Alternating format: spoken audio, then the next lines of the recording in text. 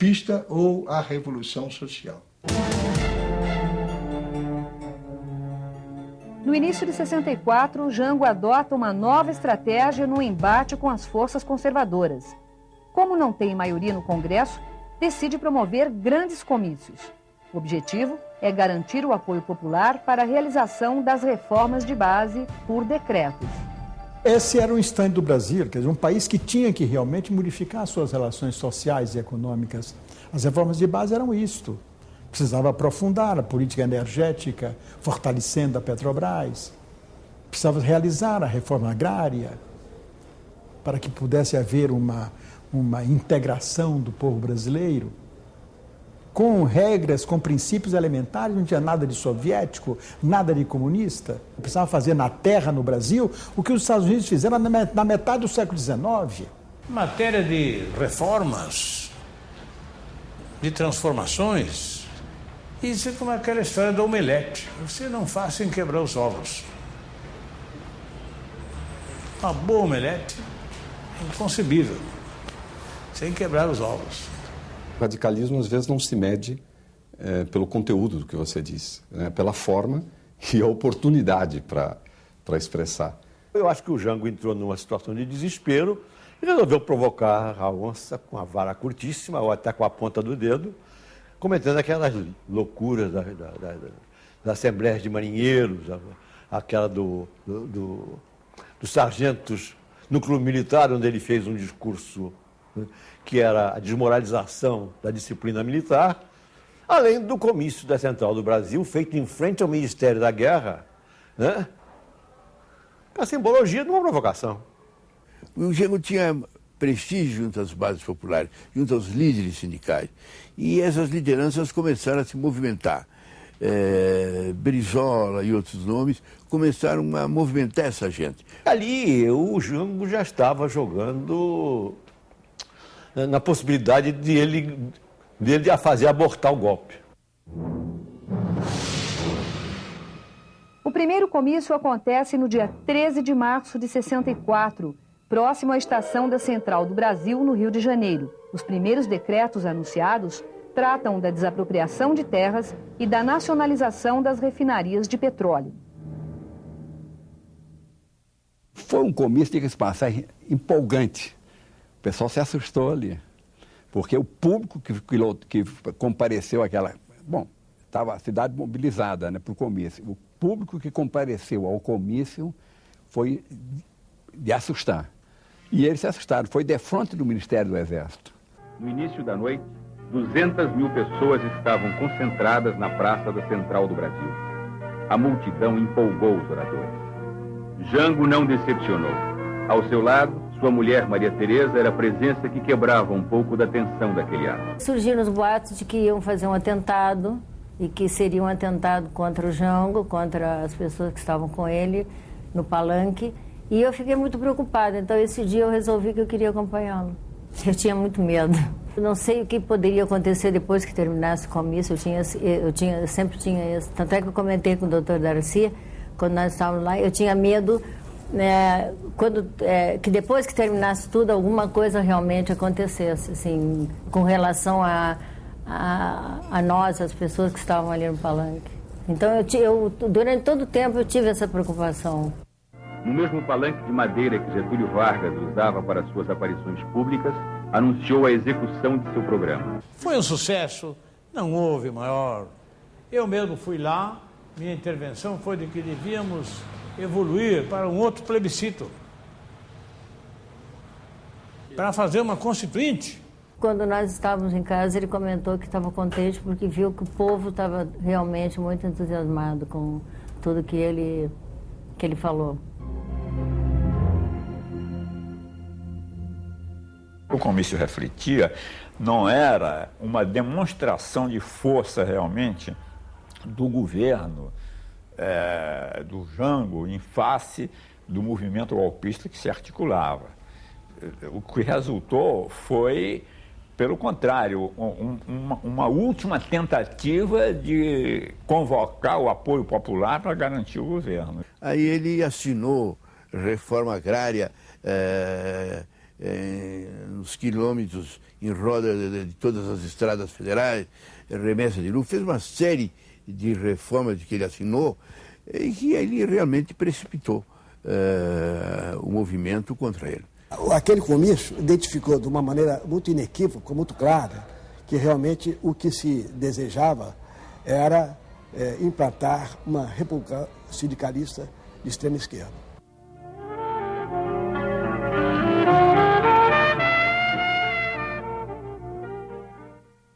Ele fez aquela reunião central, desabou toda a confiança do empresário, quer dizer, que ele ia implantar o comunismo. Ele não é comunista, ele também também era um pouco despreparado, bastante despreparado, né? Ele quis se popularizar, ele quis ser um Getúlio com mais expressão.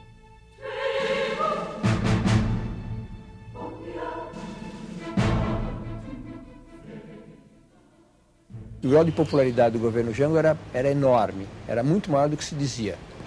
A opinião pública, havia uma operação de opinião pública e de manipulação de marchas e tudo mais, que dava a impressão que era um governo isolado, e não era.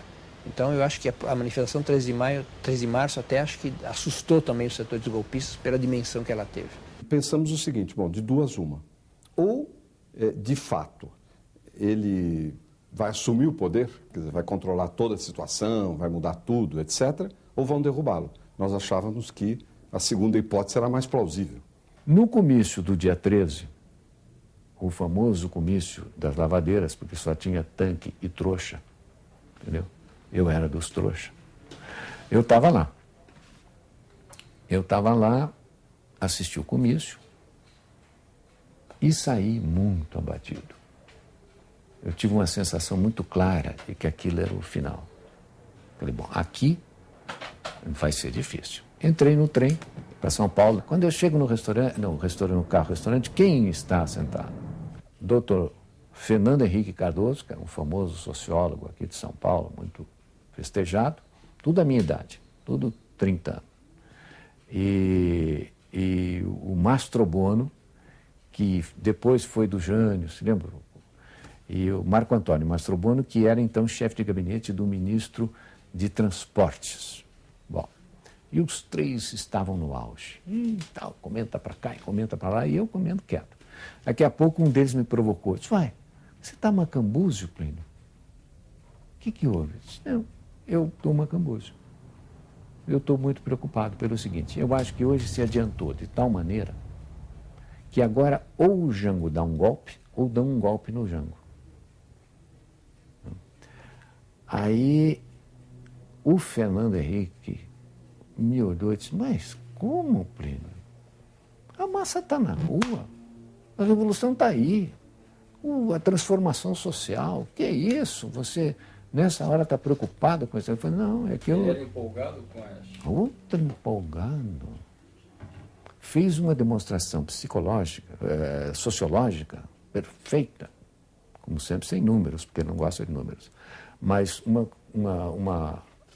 demonstração de que eu era um bocó de mola. Quase que me convenceu. Bom, sabe quem me recebeu no exílio? A primeira pessoa que eu cumprimentei quando eu desci do avião no Chile? Fernando Henrique Cardoso. Foi para o exílio antes de mim. E quando me cumprimentou, disse, que boca, hein? Quando eu saí para tomar o trem para vir para São Paulo, a gente andava de trem naquela época, todos os edifícios, todos os apartamentos em cada edifício tinham uma vela acesa, de protesto por causa do comício. Aí eu passei pelo comício para pegar o trem, estava cheio de gente. A sociedade estava cindida, estava dividida. E quando a sociedade se divide, a possibilidade de uma transformação, uma revolução, um golpe é muito grande. O Jango, naquele comício, ele evidentemente traçou uma ordem do dia que o Marechal Castelo Branco fez para o Estado-Maior do Exército, mostrando o papel do Exército, que não era aquele. No dia 22 de março, saiu essa ordem do dia do general Castelo Branco, que foi muito importante para as forças militares. O que é que ele dizia na sua essência? A ambicionada Constituinte é um objetivo revolucionário. Pela violência, com o fechamento do atual Congresso e a instituição de uma ditadura.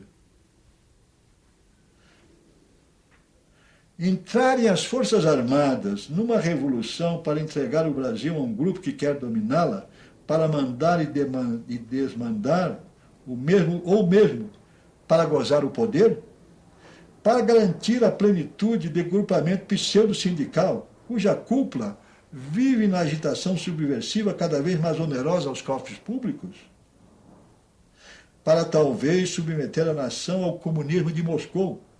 Isto sim, é que seria antipátria, antinação e antipovo. Não, as Forças Armadas não podem atroçoar o Brasil. Defender privilégios de classes ricas está na mesma linha antidemocrática de servir a ditaduras fascistas ou síndico-comunistas. Mas a oposição mostra a sua força e promove uma grande passeata nas ruas de São Paulo no dia 19 de março. Foi o pessoal da classe média que foi para a rua.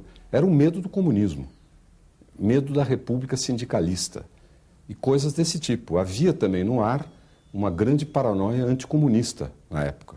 Qual era a ideia? Era que o João Goulart, sob a influência do Partido Comunista, faria uma república sindicalista, tipo Perón, da Argentina. Não tinha força para isso. Nem esse era o caminho do presidente. Não creio. Nada, não conseguiram, inclusive depois dos acontecimentos, comprovarem nada em torno disto. Não conseguiram.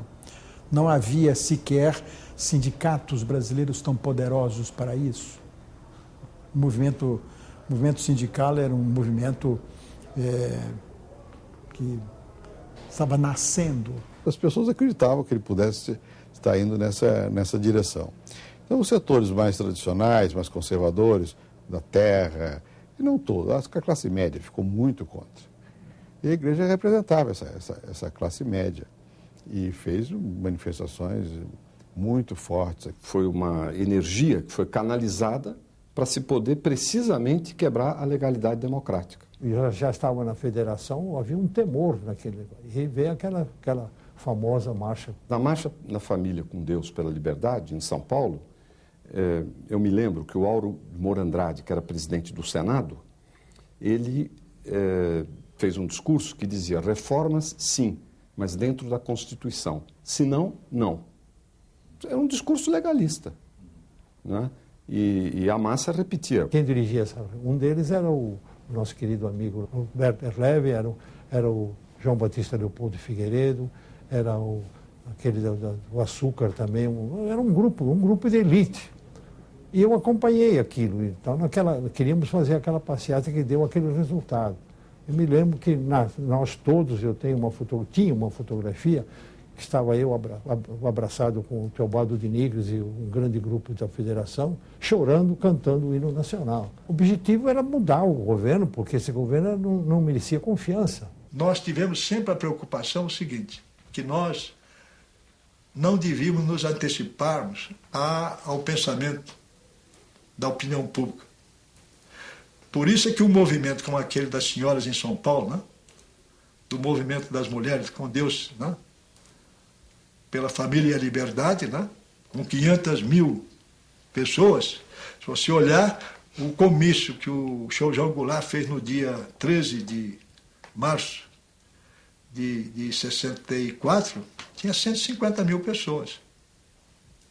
Então, o Exército sempre se preocupou em não pensar diferente da média da população brasileira. O golpe não foi dado apenas contra o presidente João Goulart. O golpe foi dado contra a Constituição brasileira.